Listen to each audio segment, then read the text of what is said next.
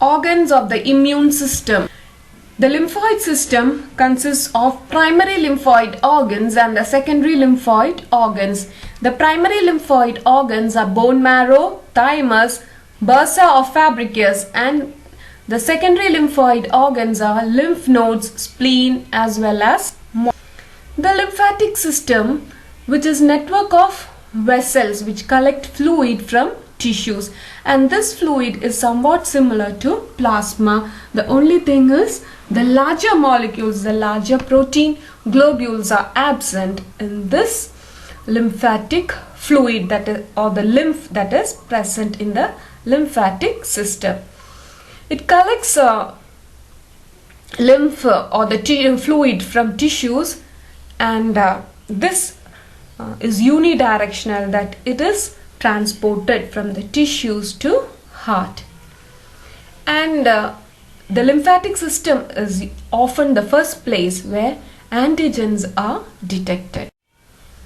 So this is a lymphatic system where you have more number of lymph nodes in the trunk region as well as the neck region. It also shows the various lymphoid organs, like spleen is there, Peyer's patches are there, appendix is there, then you have the thymus, tonsil is there, adenoids are there, bone marrow is present.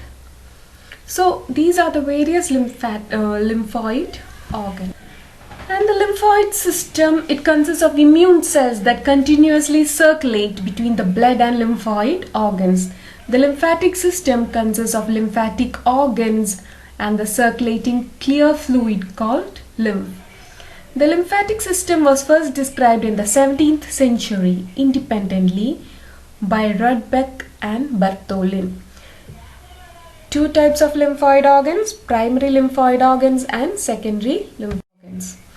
The primary lymphoid and secondary lymphoid, you can distinguish, there are certain characters on the basis of which this primary lymphoid organ as well as secondary lymphoid organs are classified.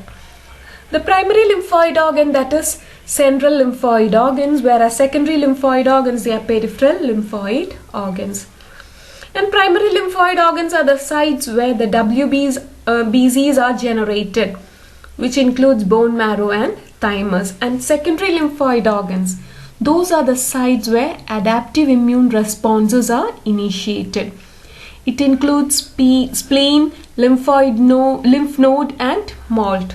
The lymphoid stem cells, they proliferate, differentiate and mature within the primary lymphoid organs. And these lymphoid stem cells that differentiate and mature, they become functional in secondary lymphoid organs. The primary lymphoid organs, they contain either B cell or T cell. T cell in the case of thymus, B cell in the case of bone marrow and bursa or Fabricius. And antigens never enter into this primary lymphoid organ. So they are known as naive antigen. They are known as naive antigen. And secondary lymphoid organs, they contain both B cell and T cell. Antigens enter in and stimulates the lymphoid cell. The primary lymphoid organs are actually site of maturation of T and B cells, whereas secondary lymphoid organs, they are the functional site of T and B cells. Primary lymphoid organs, they develop before secondary lymphoid organs during ontogeny, and secondary lymphoid organs, they develop after primary lymphoid organs during ontogeny.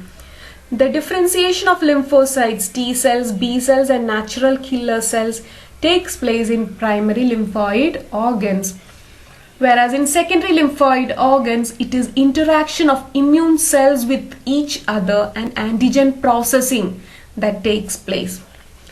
A decrease in size and strength with age occurs with the primary lymphoid organ, whereas in secondary lymphoid organ, it is increase in size with age. Thymus. Growth and maturation of T lymphocyte takes place in thymus only. It is large at the time of birth, that is somewhere around 70 gram, But with age, the size keep on reducing and becomes very small once you attain puberty. It is flat, bilobed organ situated above the heart. Each lobe is surrounded by a capsule and divided into lobules, which are separated from each other by strands of connective tissue called trabeculae. Each lobule is organized into two compartments: the outer compartment of cortex, that is densely packed with immature T cells, which is known as thymocytes, whereas the inner compartment of medulla, that is sparsely populated with thymocytes.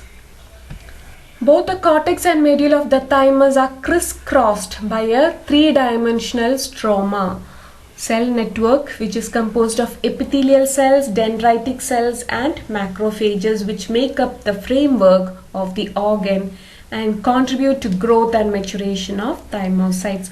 Within the cortex you have thymocytes are there, epithelial cells are there, dendritic cells are there and macrophages are present in the stroma.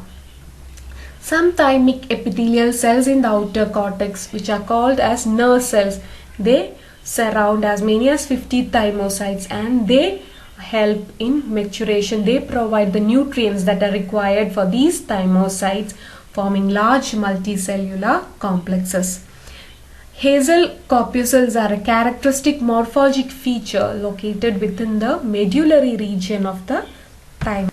So this is the structure where it is covered, where thymus is covered by a capsule, and this thymus, each lobe of thymus is divided by trabeculae. The trabeculae divide the thymus lobes into lobules. And the cortex region, you have the nerve cells surrounding the thymocytes. Then you have the epithelial cells, you have the dendritic cells, you have the interdigitating dendritic cells, and macrophages are present in the cortex region, whereas in medullary region you have less number of thymocytes and you have Hasel's corpuscles. Blood vessels are also seen in thymus, and maturation takes place. As T cells mature, they move from cortex region to medullary region. And main function of thymus is to release thymosin hormone that will stimulate the maturation of T cells. And failure of thymus development shows dramatic decrease in circulating lymphocytes of the T cell lineage and absence of cell-mediated immunity. Aging is accompanied by a decline in thymic function. The next lymphoid organ, primary organ, is bone marrow. Bone marrow is the soft, flexible, connective tissue which is present within the bone cavities.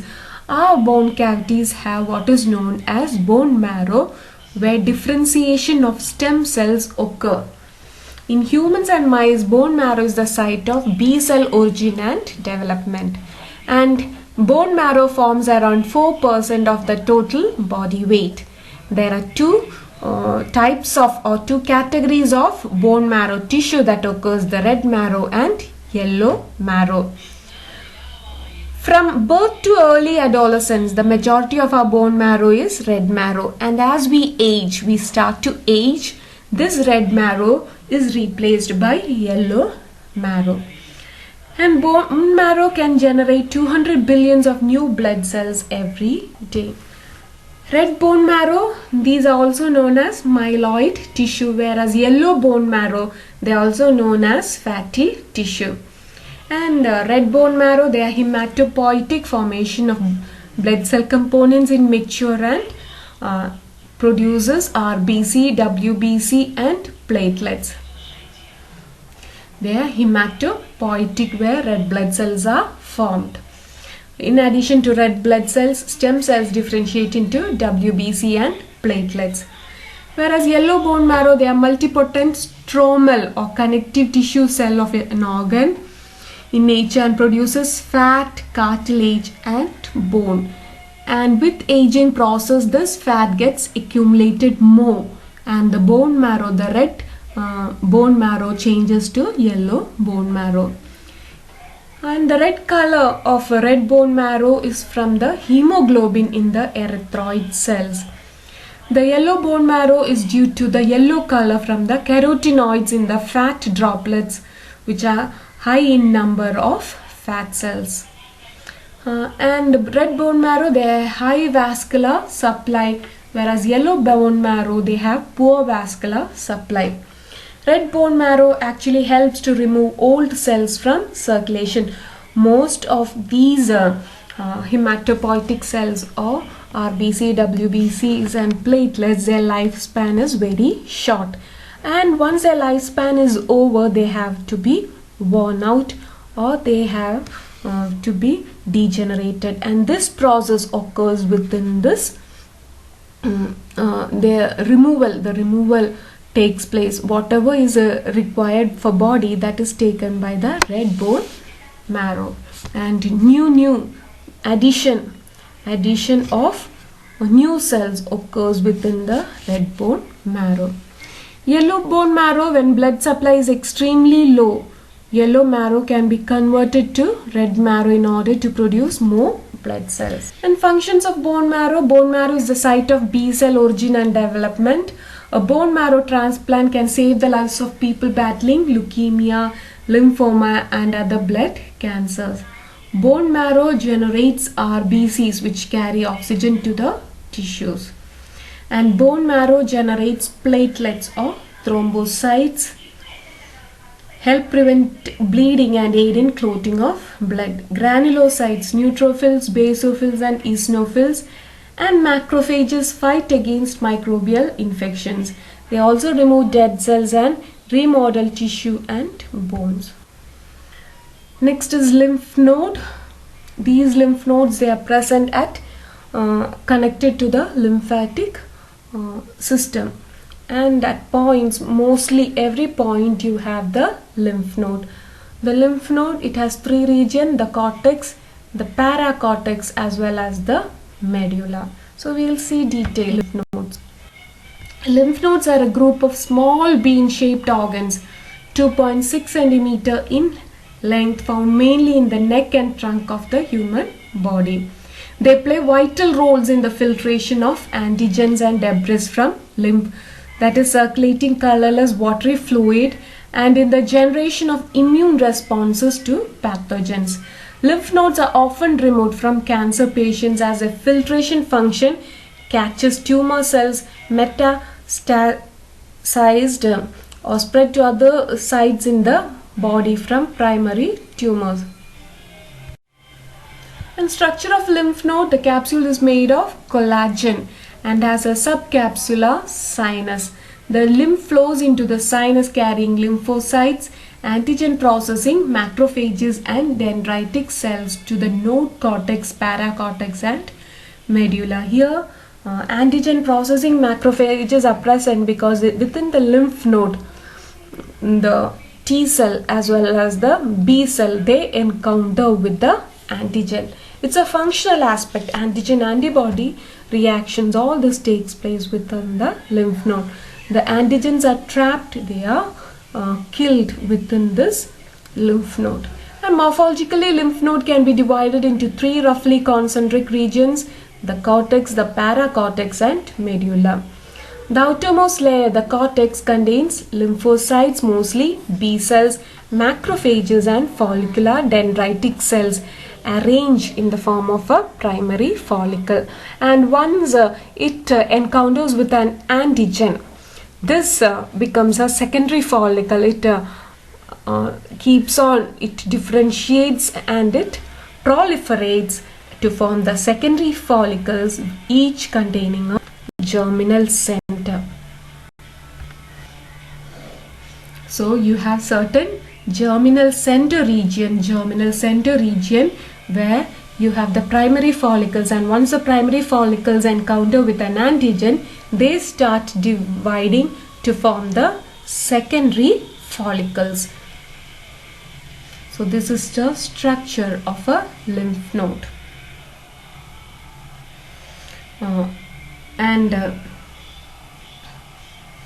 This has a primary lymphoid, follicles are present. This region is known as capsule, and their germinal centers are there within the lymph node. It has three regions: a cortex, a paracortex, and a medullary region. The lymph enters through the afferent lymphatic vessel and leaves through the efferent lymphatic vessel. And here within the germinal centers you have the T and B cells that kill all the antigen, and the lymph that enters the lymph node is purified and it leaves through the efferent lymphatic vessel. It also has a rich supply of lymphatic artery as well as lymphatic vein is there. A blood vessel supply is also present in this lymphatic region. Beneath the cortex is the paracortex, which is populated largely by T lymphocytes and also contains interdigitating dendritic cells thought to have migrated from tissues to the node. The innermost layer of lymph node, the medulla, is more sparsely populated with lymphoid lineage cells. Of those present, many are plasma cells actively secreting antibody molecules. And medulla in the core of the lymph node mainly processes T lymphocytes. So both T lymphocyte as well as B cells are present in lymph node. The thing is, they are arranged at particular places. Once T lymphocytes are present, in the other region you have the B cells, or the B cells get differentiated to form the plasma cells producing antibody. Then again you have the T lymphocytes. So it is hard, it is like a barrier. There are many barriers of T lymphocytes. So it is hard for antigen to cross this and reach the efferent lymphatic vessel. And functions of lymph node: raise an immune reaction and fight against microbial infections, drainage of fluid from bloodstream into the tissues, filtration of the lymph at the lymph nodes, and filtering blood. The blood is completely filtered. The blood is completely filtered so that it becomes devoid of antigen once it leaves the lymph node. Next is spleen. Spleen is an organ found in virtually all vertebrates. A spleen is an organ located in the left side of the abdominal cavity. It is under the diaphragm, the muscular partition between the abdomen and the chest. Similar to a lymph node, it acts primarily as a blood filter. Whereas the lymph filters blood, and from this lymph, the lymph node filters out the antigen. Here it is direct filtering of blood that takes place in spleen. So old RBCs are recycled in the spleen. Platelets and WBCs are stored in spleen.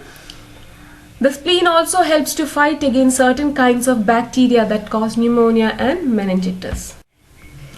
The spleen varies in size and shape between people, but it is commonly ovoid shape and reddish brown in color.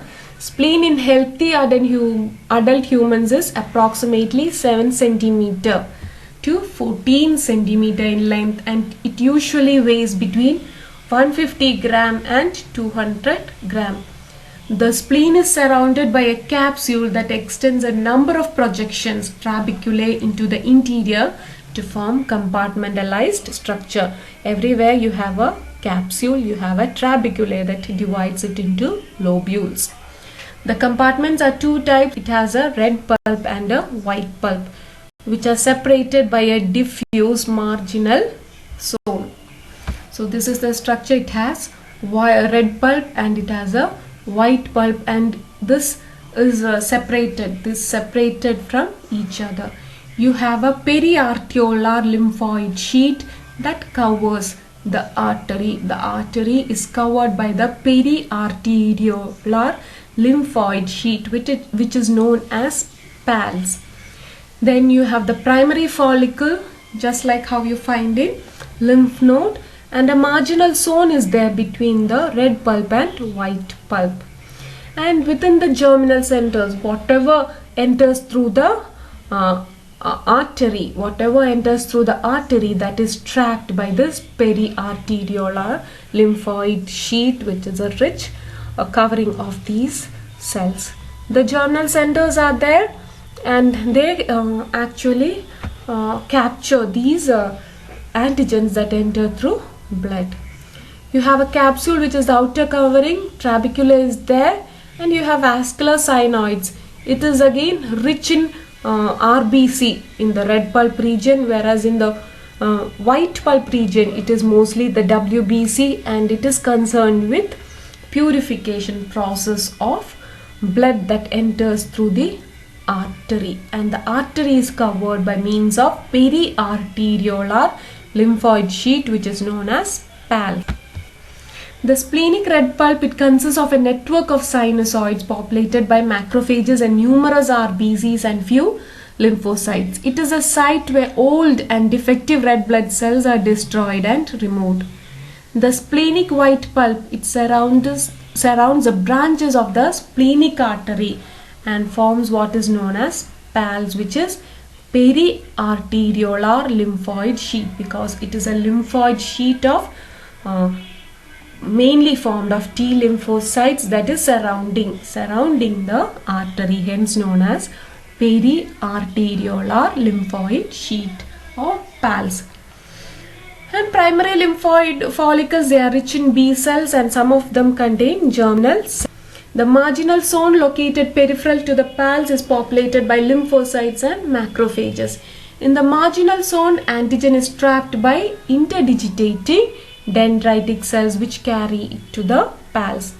The initial activation of B and T cell, it takes place in the T cell rich PALS, which is periarteriolar lymphoid sheet.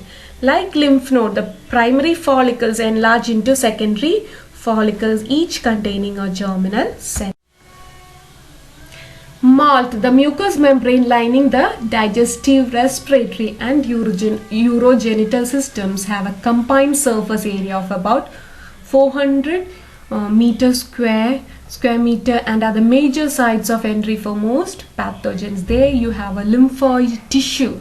Lymphoid tissues are present, and these mucus associated lymphoid tissues are what we call as MALT.